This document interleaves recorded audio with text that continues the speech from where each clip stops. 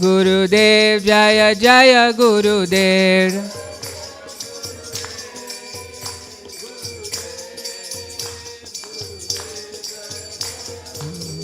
निताय गौर हरि बोल, हरि बोल, हरि बोल, निताय गौर हरि बोल।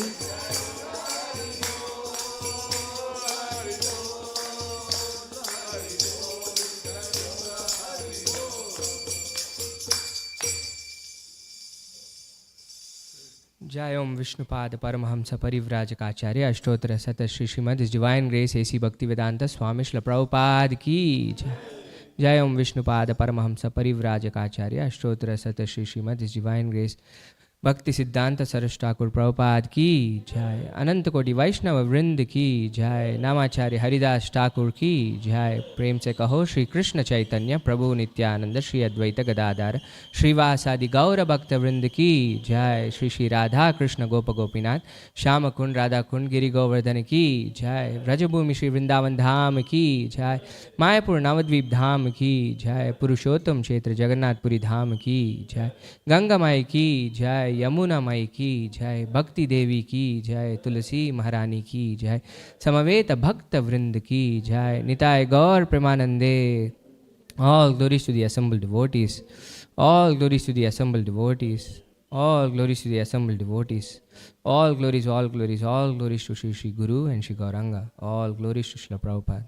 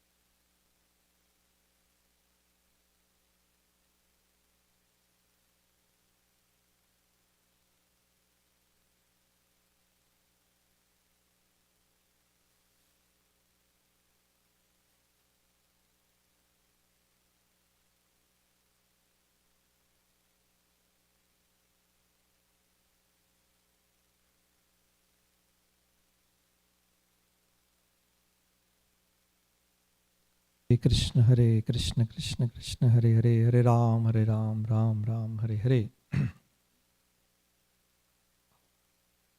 Jeez, now can you get me a karta? Okay.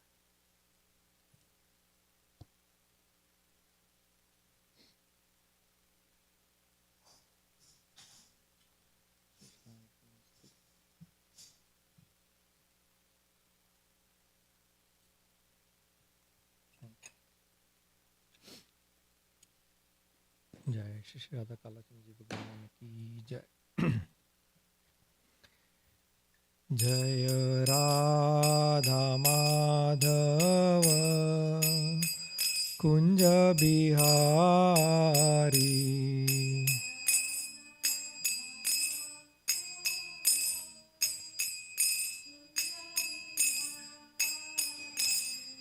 जय गोपी जन वल्लभ गिरिवरधारी,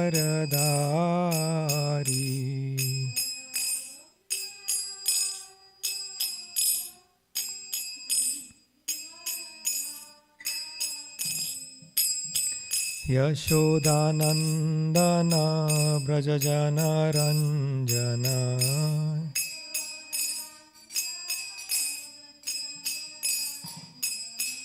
यमुनातीरवनचारी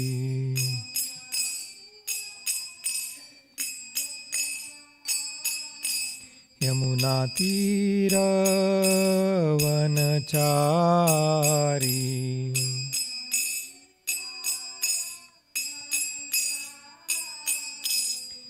हरे कृष्णा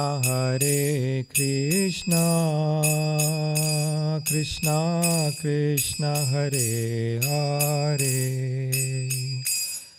हरे Ram Ram Ram Hare Hare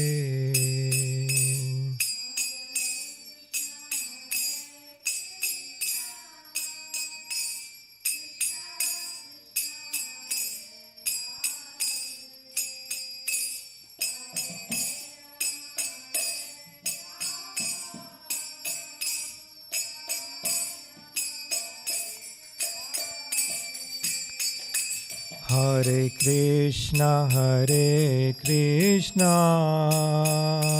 Krishna Krishna Hare Hare Hare Ram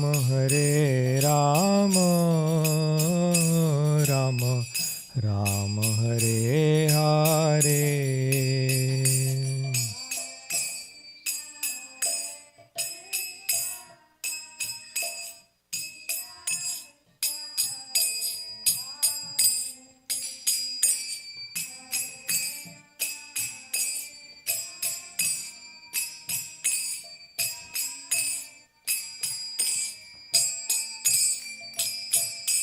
Jaya Radha Kala Chanji Radha Kala Chanji Radhe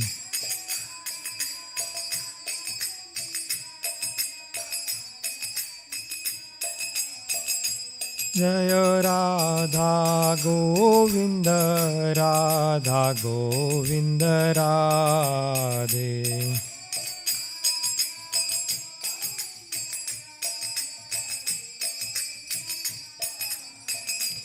Jaya Jaya Jagannath Jagannath Baladev Jaya Jaya Subhadra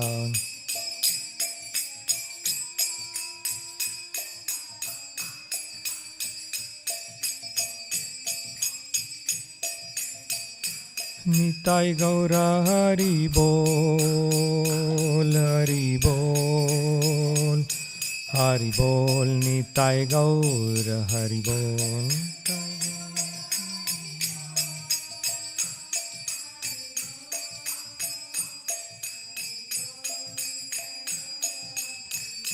Jaya Jaya Prabhupada Prabhupada Prabhupada Jaya Jaya Prabhupada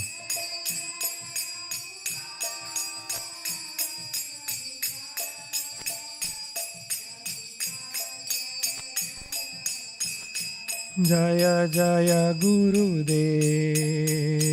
Gurudev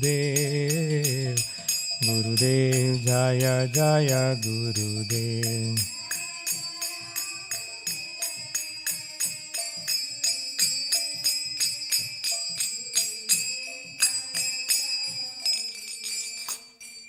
Jai Shri Radha Kalachand Ji Bhagwan ki Jai Shri Prabhupada ki Jai Hare Krishna. So today we will be starting the 10th canto of the Srimad Bhagavatam. Very wonderful day for the Kalachandji community to come together to glorify the very essential pastimes of the Supreme Lord. We recite or we narrate the text, right, Mataji? First, everybody will. So let's we do that first, and then we'll do the Sanskrit verse. Right? Okay. So let us collectively we just read the translations from text 1 to 4. The fourth one is the emphasis. So when we reach the fourth, I will recite the Sanskrit shloka, and then we'll all recite it, and then the translation. Okay, so Text 1. King Parikshit said, "My dear Lord, you have elaborately described the dynasties of both the moon god and the sun god with the exalted and wonderful character of their kings." Text 2. O best of Munis, you have also described the descendants of Yadu, who were very pious and strictly adherent to religious principles. Now, if you will kindly describe the wonderful, glorious activities of Lord Vishnu or Krishna, who appeared in that Yadu dynasty with Baladev, his plenary expansion. Text 3. The Supersoul, the Supreme Personality of Godhead Krishna, Sri Krishna, the cause of the cosmic manifestation, appeared in the dynasty of Yadu. Please tell me elaborately about his glorious activities and character, from the beginning to the end of his life. we'll recite. Okay. So we'll recite text 4. Nivrittatasser upagiyamanad bhavaushadachotra manobhiramad ka uttama shloka gunanuvada पुमान विराजेत विना पशुघ्नाद निवृत्य तस्सैर उपगीयमानाद बभौषदच्छोत्र मनोभिरामाद का उत्तम श्लोक गुणानुवादात पुमां विरज्येत विना पशुघ्नाद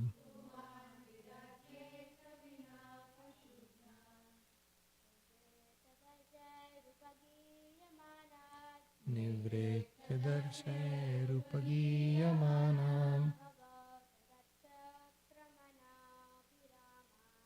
भवौषधच्छोत्रममाभिरामात् का उत्तम श्लोक गुणानुवादात् पुमान् विरज्येत विना पशुघ्नात्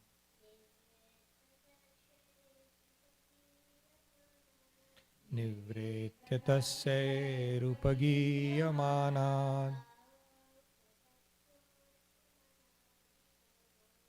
भावौषधोच्छत्रविभो विरामात्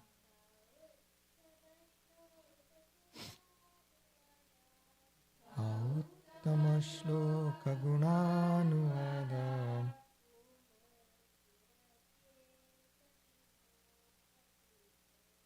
पुमान् विराजेत विना पशुघ्नात्. Translation. Glorification of the Supreme Personality of Godhead is performed in the Parampara system. That is, it is conveyed from spiritual master to disciple. Such glorification is relished by those no longer interested in the false, temporary glorification of this cosmic manifestation. Descriptions of the Lord are the right medicine for the conditioned soul, undergoing repeated birth and death. Therefore, who will cease hearing such glorifications of the Lord except a butcher or one who is killing his own self? Purport by His Divine Grace A.C. Bhaktivedanta Swami Srila Prabhupada. In India, it is the practice amongst the general populace to hear about Krishna, either from Bhagavad Gita or from Srimad Bhagavatam, in order to gain relief from the disease of the repeated birth and death. Although India is now fallen, very powerful statement.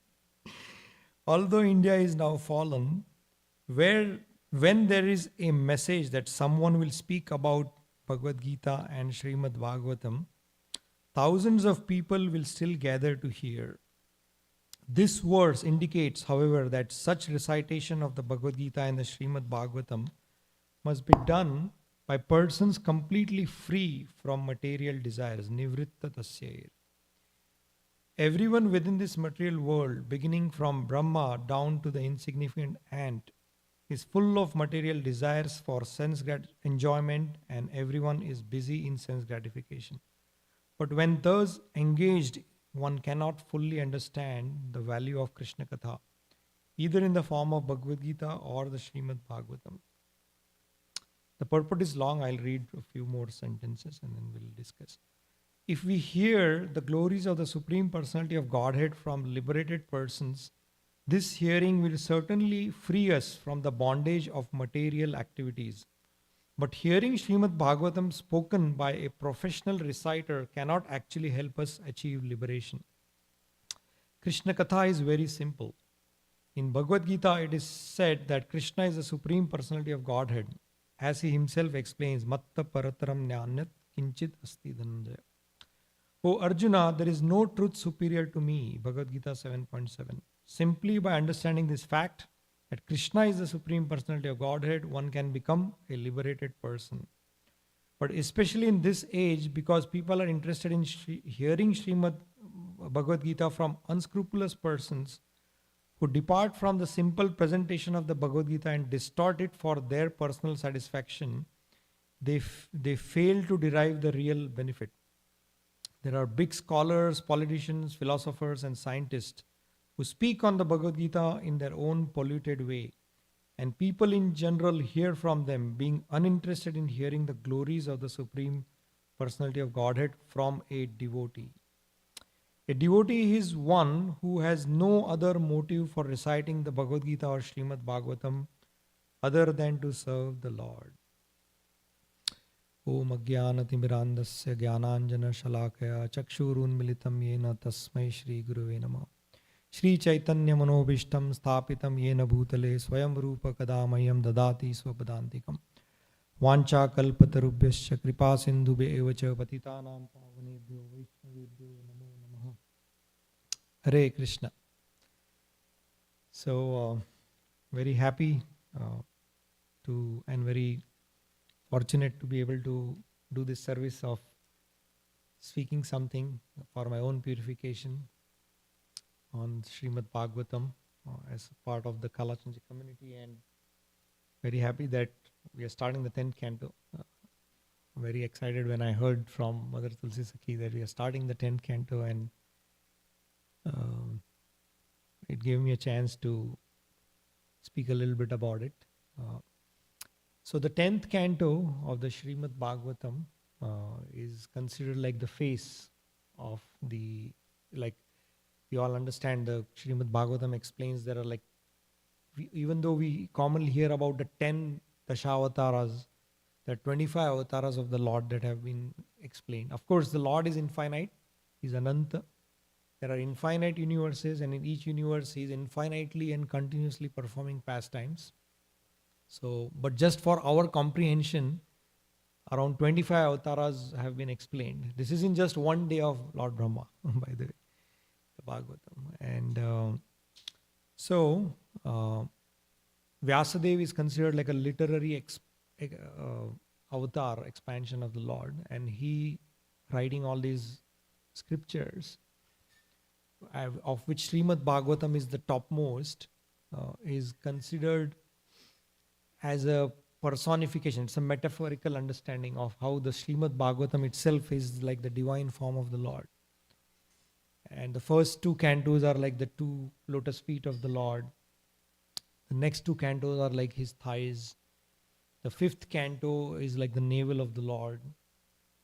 The sixth is like the chest of the Lord. The seventh and eighth are the arms of the Lord. The ninth is the neck of the Lord. The 10th canto is the face of the Lord. It reveals the sweetness of the Supreme Personality. The 11th is His crown, and the 12th is His effulgence. So that's how actually the Acharyas also say that is how we also take darshan of the deities. We first take darshan of the lotus feet, then the thighs, then the navel, then the chest, then the arms, then the face, like that. We go from bottom to the top to take, and then we see the whole beautiful form and capture it in our hearts. That is the recommended process. So similarly, Srimad Bhagavatam 10th canto is the beautiful effulgent face of the Lord, because that's where the most relishable pastimes of the Supreme Lord in his Purna Purushottam Leela, right? The Lord he himself personally appears and performs his complete, he manifests his full opulences on display. That's why it's Purna Purushottam or Leela Purushottam. And these pastimes have been beautifully captured for times to come. To do what? To get freedom from this repeated cycle of birth and death. Right? That is what this verse says. Bhavaushadhi. It is the medicine. People talk about getting cured from a certain disease to the body, but this is the medicine to be out of the body itself. No need to have this type of temporary experiences, repeated experiences of birth and death, repeated being caught in the illusionary energy of the Lord, and repeatedly experiencing happiness as part of a duality package. Happiness that we experience on the material platform is a part of a package where you also have to experience misery to be able to understand what is happiness. But in the spiritual world, there is only bliss. There is no need to experience misery as a bargain for trying to experience happiness. So the Srimad Bhagavatam 10th canto is the face. And Prabhupada explains in the beginning of this chapter, even before like a preface to this canto, he gives this, how this 10th canto has like 90 chapters. The first 4 chapters, it describes the prayers of Lord Brahma and the appearance of the Lord as the son of Devaki and Vasudeva. And then the next 35 chapters, from 5 to 39, they describe the Vrindavan pastimes of the Lord, which are probably one of the sweetest and most nectarine for all the devotees. His Braja Leelas. All of us visit Vrindavan with that hope that we can experience, because the Lord is performing his pastimes eternally, based on how much we can open up our consciousness to those spiritual vibrations, we can experience the same pastimes.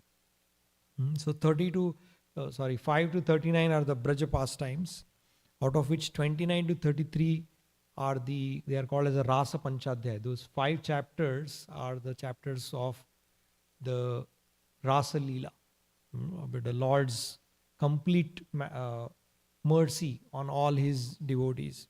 And then 31st of that is the Gopi Gita. The 40th chapter is Krishna being moved from Vrindavan to Mathura, Akrura's prayers. 41 to 51 is the Mathura Leela, just 11 chapters on the Leelas of the Lord in Mathura. 47th of the chapter is Brahmara Gita. 52 to 90 are Dwarka pastimes of the Lord. So these pastimes of the Lord, he exhibits all the beautiful exchanges in all the bhavas, the Shantaras, Dasyaras, Sakyaras, Madhuryaras, Vatsalyaras, all these beautiful exchanges, emotional, the highest sentiments, most pure sentiments of love in different forms have been captured in his pastimes, in these wonderful cantos, in these wonderful chapters. And Srila Prabhupada understood the importance of giving these to the world. That's why when Srila Prabhupada actually in 1944, he started the Back to Godhead magazine back in India, 22 years or 21 years before coming to the US. And he started writing these pastimes of the Lord in the Back to Godhead magazine. And of course, we all know he arrived by the Lord's divine arrangement. He arrived in the US on 17th September 1965, and on 13th July 1966 he established ISKCON. As soon as he saw a little bit of interest and initial disciples who started coming, immediately he registered ISKCON, and he restarted the publication Back to Godhead, and in that he started writing these wonderful pastimes from the 10th canto. Eventually in 1970, even before the Srimad Bhagavatam, other cantos he translated or gave commentaries, he was not sure what the Lord has in future for him in terms of his health, in terms of the amount of support he gets. So he immediately converted these pastimes from the 10th canto into this book called Krishna, the Supreme Personality of Godhead. And by the way, that was one of the first books which I heard my Guru Maharaj, His Holiness Adhanath Swami Maharaj, it was the first book that somebody gave to him. So Prabhupada understood that these pastimes are the ultimate panacea. Hearing them is like rekindling our lost love, our lost memory. Like in the material world, if somebody loses memory, they try to take the person to the places where the person has been, or explain certain very secret things which the person has, nobody else but that person and few confidential people know. So similarly, the Lord performs his pastimes and his disciplic succession further spreads it so that it gives us that, rekindles our memory of the spiritual sky. So we can develop that lost attraction. The Lord's attraction for us is eternal. He is eternally loving us, caring for us. He's there within our heart, looking after us, hearing each and every desire that we have as Paramatma. But the other way around, the other way around is that channel is not yet active. As much as the Lord loves us, we have forgotten that wonderful, sweetest relation of love with the Lord. And that is what these pastimes rekindle. If we hear them, and not just hear them, it's called, like we discussed, it is called Shravanam and Mananam. You have to also contemplate, not just hear, you have to contemplate. Spend some time just in your mind replaying these beautiful pastimes, understanding the mood of the various devotees who were part of the pastime. That is how the real love develops.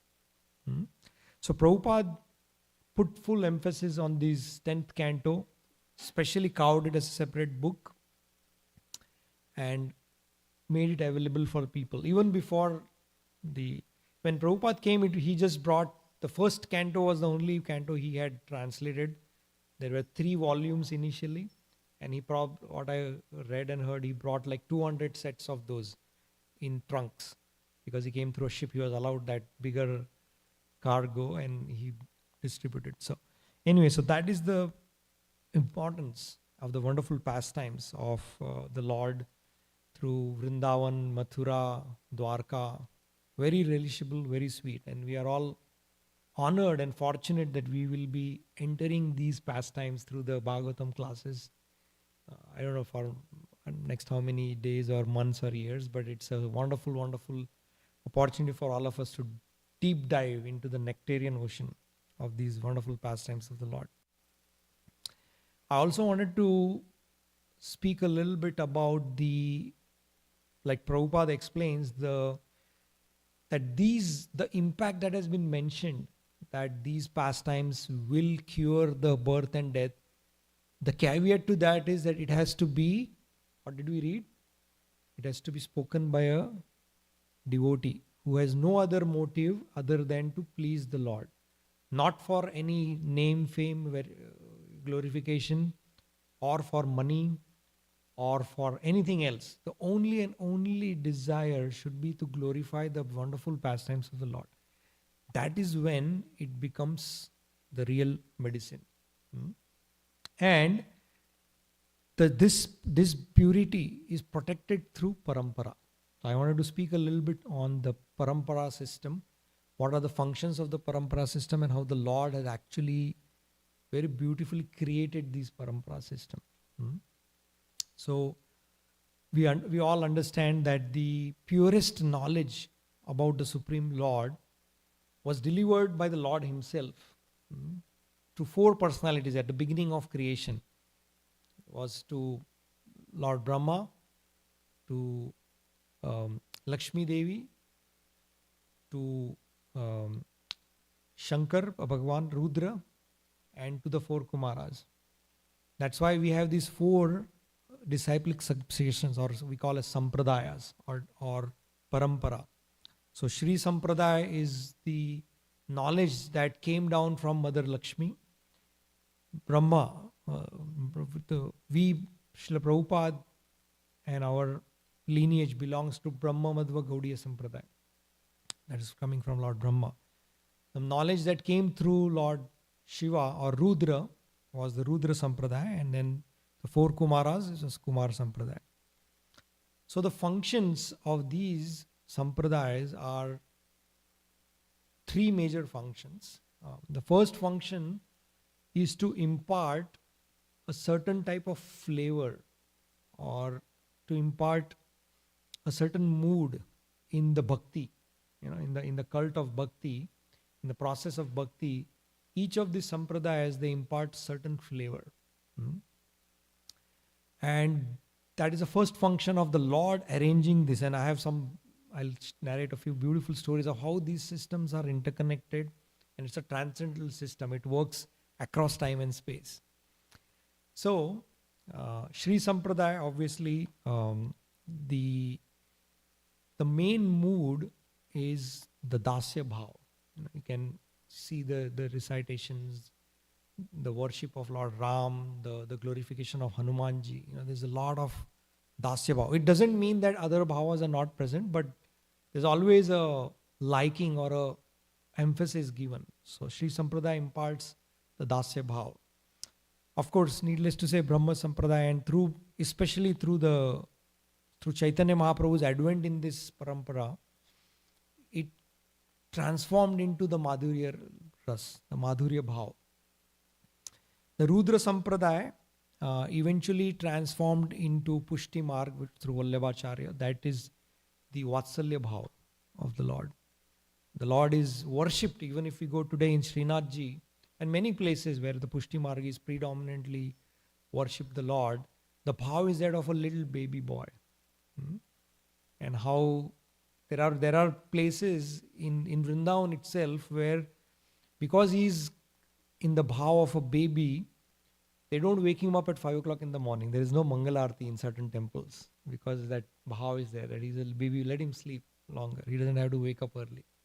So that is the Sampradaya. And then Kumar Sampradaya is a Sakya, the Swakiya bhav. How we can assist Radharani in the bhav of Swakiya. There is a slight difference. I don't want to go into technicalities of Swakiya and Parakiya. But the underlining thing is within the Brahma Sampradaya or Brahma Madhva Gaudiya Sampradaya, we consider, or the mood is Radharani never actually married Krishna formally. So that is called as a Parakiya bhav of Madhurya Ras. And in the Kumara Sampradaya, it is Swakiya bhav, that she is eternally, she did marry and like that. So without going into the details, that is the bhav. So each of the paramparas, they give a certain relishable emphasis to a relishable bhav. And of course the tilaks also are different. If you see the Sri Sampradaya, they include the red line which represents Mother Lakshmi. So we put Tulasi below. The lotus feet of the Lord is common across all the Vaishnava Sampradayas. They may look a little different, we, but eventually it's the lotus feet of the Lord, and then the emphasis is on we reach the lotus feet of the Lord via, for us it's Bhakti Devi, so it's Tulsi, the leaf below, what we all wear. For Sri Sampradaya, it is the Lakshmi Ji, that red line. Similarly, Madhva Sampradaya is actually the parent branch. It has a U and a red dot, which is again Radharani. Like that. So it imparts different flavors, and the mantras are also different. In the Sri Sampradaya, the primary mantra is Om Namo Narayanaya. In the Brahma Sampradaya, obviously, since Chaitanya Mahaprabhu is the Hare Krishna Mahamantra, Hare Krishna, Krishna Krishna, Hare Hare, Hare Ram, Ram Ram, Hare Hare. So each mantra imparts that bhav in that Sampradaya. Similarly, in the Rudra Sampradaya, it is Sri Krishna Sharanam Mama. And in the Kumar Sampradaya, it is currently the mantra is Radhe Krishna, Krishna Krishna, Radhe Radhe, Radhe Sham, Sham Sham, Radhe Radhe. So there are different variations to the same calling out. The whole emphasis of calling out the names of the Lord with different flavors is there in the Sampradaya. So that is the first function that the various paramparas, they give different, it's like a basket. And based on the inclination of the soul can get attracted to a certain sampradaya. It doesn't mean that sampradaya does not provide you any other rasas. It's just like the emphasis or a preliminary mood. The second and more important function of the Lord arranging this disciplic succession is to protect. Like we discussed, the various pastimes of the Lord and everything that we hear, glorification of the Lord, it is effective only when the purity is there. And the sampradaya, the disciplic succession, provides that protection. How does it provide the protection? By protecting the purity and protecting the authenticity of this knowledge. So, if we see, since this knowledge comes all the way from, we can say, time immemorial in terms of our lifespan, coming all the way from Lord Brahma, it has to be protected. There is every chance that with time it can be diluted or it can be misinterpreted. And it has happened in the history. Just like, we all experience the power of the electrical energy in our lives, in our day-to-day life. It can also do the function of heating up the house, it can cool the house, it can mow your lawns, it can, but the original source is some powerhouse somewhere. And then how does it reach us? It reaches us through that network. There are lines that are laid, miles and miles, thousands of miles of lines are laid for that energy to be transferred. And there are poles at different points. And there are something called as transformers, which with transmission, the voltage gets low. Then again, the voltage is spiked and then it continues for a certain distance. And the voltage starts to drop. And again, there is a transformer, which again rejuvenates the energy till it reaches our house at the required voltage to run.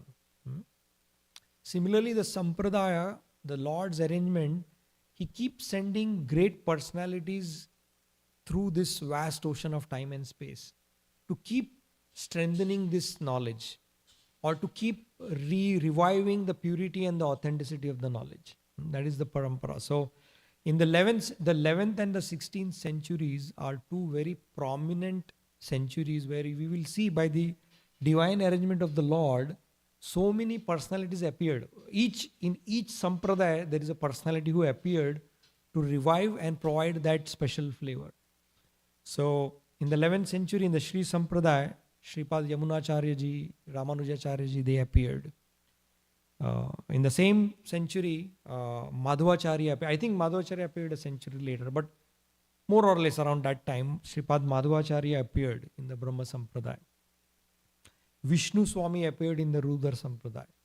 And Nimbakacharya appeared in the Kumar Sampradaya. That is the 11th century. So that's how it rejuvenates. And then in the 16th century, in the same vein, in the same purpose, the Supreme Lord, He sent another powerful set of personalities in each Sampradaya. In Sri Sampradaya, we had Ramananda Acharya.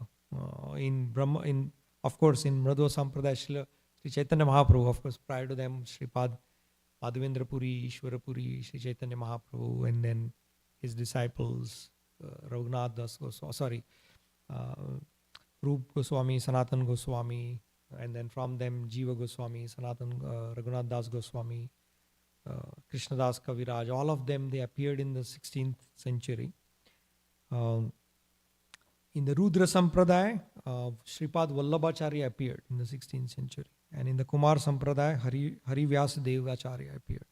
So this is how the Lord's divine arrangement protects and revives the purity of this knowledge with time. And like I said, purity and authenticity both have to be protected for this to stay available as the cure for repeated birth and death. And this is a divine system. So I would like to share two stories on how this protection can be experienced. I mean, we all know, like I said, in our sampradaya, in our lineage, I'll speak about obviously Brahma Madhva Gaudiya Sampradaya. How from Madhavendra Puri, Ishwara Puri, Sri Chaitanya Mahaprabhu, then Sanatan Goswami, Rupa Goswami, then their disciples Jipa Goswami, who was their nephew, Raghunath Das Goswami, Krishnadas Kaviraj Goswami, Narottam Das Thakur, Vishwanath Chakravarti Thakur, Baldev Vidya Bhushan, Jagannath Das Babaji, Bhakti Vinod Thakur, Gaur Kishore Das Babaji, Bhakti Siddhanta Saraswati Thakur, Srila Prabhupada, and then all the spiritual sons of Prabhupada. So these personalities, it's part of a transcendental system. When after the 6 Goswamis, they left the planet, there was a dip in there was too much of concoction, there was a lot of speculation. But Jiva Goswami, he had meticulously taken time to write down these scriptures. And in the 16th century, there were no printing press and things like that. It had to be written down manually as manuscripts. So Jiva Goswami made many copies of the writings of the 6 Goswamis. And he entrusted Narottam Das Thakur, Srinivas Acharya, and Shyamanand Pandit, 3 of the great personalities, to go and distribute this. Like, take these and go and preach in different parts. And there is a story, I'll go fast on this story because I have one more, the last story, which is really very amazing, which is much more contemporary in this. It actually happened. So in this particular century, or right now as we speak. So Srinivas Acharya and these 3 personalities, the other 2 personalities, they took these manuscripts and they were told to go. They were traveling. They were asked to go and spread this knowledge in Puri, in Bengal, and all over the places. And at one point they reached a place called, it's called Mallabhumi, and it is basically in modern day West Bengal. Those times these were like provinces. Consider it like districts and mayors of the district. Even the mayor was called like the king. There was a king called King Bir Hambir, and he would follow an astrologer, and the astrologer told him that very soon a great treasure will come into your place. You have to capture it. He did not understand. He felt that treasure means only money. So when Srinivas Acharya and all these great personalities, imagine they are carrying the responsibility of the only manuscripts available of the 6 Goswamis, and they were carrying it in trunks, wooden trunks, and eventually they took rest in this place. And the king, because he had sent his spies all over, the mayor, you can call it the king of that province, he had sent spies to find out, and they found that there is a group of travelers they are brought something in big trunks. So he asked them to steal it. It was stolen, and Srinivas Acharya and the other 2 great devotees, when they realized the next morning that they were stolen, they were so ashamed that we were given the responsibility to carry these teachings of the 6 Goswamis, and we could not really do justice to it. So Srinivas Acharya told the other 2, Shyamanand Pandit and Narottam Das Thakur, that you please continue on the journey with whatever you can, you preach. Narottam Das Thakur started writing further poetry. And Shyamanand Pandit went to Puri and Narottama Thakur went to Bengal. And Srinivas Acharya decided to stay back to find out what happened. And long story short, it was eventually he learned that the king is now actually creating assemblies. What had happened is that when the king stole it and he opened it, he was disappointed to see only like palm leaves and not gold coins and things that he was expecting from the treasure. But he was so attracted to the beautiful handwriting. It was mesmerizing to him that what is such a beautiful handwriting. So he called his pandits and said, please read from this and tell me what's going on. And the various wise people, he started creating like assemblies. Everybody come and try to interpret and tell me what's written in it. And Srinivas Acharya heard about this, that this king is now doing some kind of assembly. So he decided to disguise himself and he went. And in that assembly, when people would struggle to decipher the understanding of what Rupa Goswami, Sanatana Goswami said, he would stand up, raise his hand and explain, you know. And then the king started noticing that who is this person who is like explaining so beautifully. And eventually he revealed, Srinivas Acharya revealed that these are the teachings from our Sampradaya, our Guru. And then the king took initiation and like that. So, and then the books were returned, and that's how these teachings, they still survive, they survived, through the parampara system. They survived for all of us, or maybe in future. And Srila Prabhupada was one of the powerful acharyas who was, since there were printing press available, he focused so much on printing. This is the month of book distribution, right? So Srinivas Acharya is the acharya of book distribution. He is the one who actually started this and protected it for us to further it, for the protection of this. And then the final story I wanted to share, the story was shared by one of my godbrothers, His Grace Rajavihari Prabhu. When he was here in Dallas, he told this story to us in person. And then he, now late, I think a month or so ago, he also spoke on, because it was, for him, it was very confidential. He didn't want to share this because the devotee around whom this revolves, he didn't want it to be revealed. But eventually, I think with his permission, he shared it, and now it is also available on YouTube. If you haven't heard it, I will repeat it for your pleasure and my purification. This is just again explaining how the parampara system is transcendental and how it's across time and space and how it protects. That is the theme that I was trying to share. So this is the story of,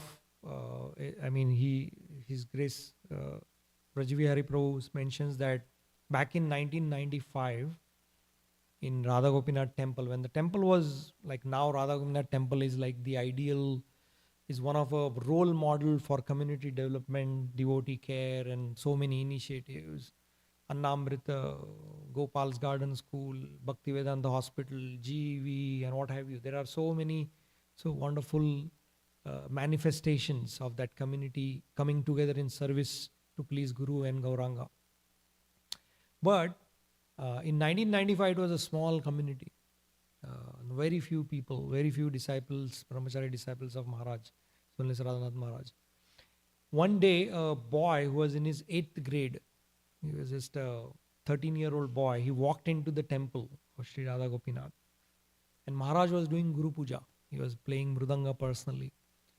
And this boy walked in and Maharaj spotted him. And after the Guru Puja, Maharaj, usually His Holiness Radhanath Maharaj is very reserved person. He doesn't he's very grey most of the times. It's not easy to even, unless there is something to discuss in terms of service. Usually he doesn't talk otherwise.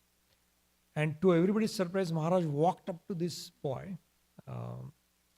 and he said something to that effect.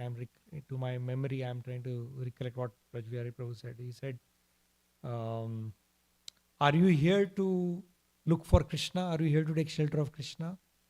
Like that, Maharaj mentioned to this boy. And this boy, 13-year-old boy, out of humility, said, yes, Maharaj, I'm here to take shelter of Krishna. And Maharaj laughed and then, he just left. And Rajbihari Prabhu said that I witnessed this conversation. I was